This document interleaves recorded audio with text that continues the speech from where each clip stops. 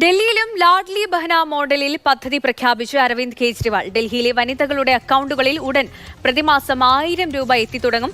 ഇതിനായുള്ള രജിസ്ട്രേഷൻ നടപടികൾ പുരോഗമിക്കുകയാണെന്ന് അരവിന്ദ് കെജ്രിവാൾ വ്യക്തമാക്കി.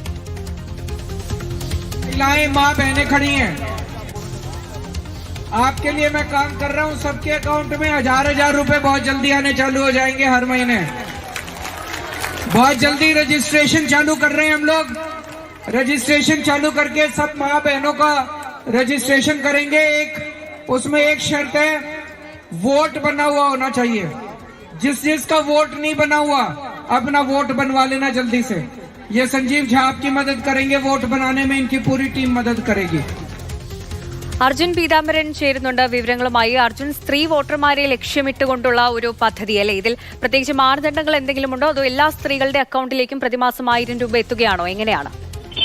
സന്ധ്യ, ഡൽഹിയിൽ വോട്ടുള്ളവർക്ക്, അതായത് ഡൽഹിയിലെ വോട്ടർമാരായിട്ടുള്ള സ്ത്രീകൾക്കായിരിക്കും പ്രതിമാസം 1000 രൂപ അവരുടെ അക്കൗണ്ടിൽ എത്തുക.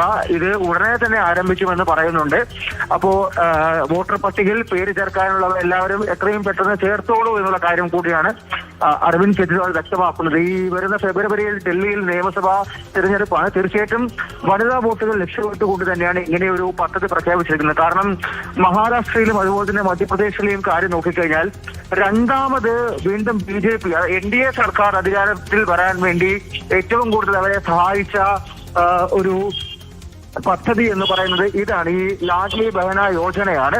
1500 മുതൽ 2100 രൂപ വരെ അവിടെ പ്രതിമാസം വനിതകളുടെ അക്കൗണ്ടിൽ സർക്കാർ ഇട്ടുകൊടുത്തിരുന്നു. അത് വനിതാ വോട്ടുകൾ വലിയ രീതിയിൽ ഈ രണ്ട് സംസ്ഥാനങ്ങളിലും NDAക്ക് ലഭിക്കാൻ കാരണമായി എന്നുള്ള വിലയിരുത്തലുണ്ട്. അതേ മോഡലിൽ തന്നെ ഒരു പദ്ധതിയാണ് എന്തായാലും അരവിന്ദ് കെജ്രിവാൾ ഇവരെയും പ്ലാൻ ചെയ്തിരിക്കുന്നത്. വളരെ വൈകാതെ തന്നെ അത് ആരംഭിക്കും. രജിസ്ട്രേഷൻ നടപടികൾ അവസാന ഘട്ടത്തിലാണ് എന്നുള്ള കാര്യം കൂടി ആം ആദ്മി പാർട്ടി കൺവീനർ വ്യക്തമാക്കുന്നുണ്ട്.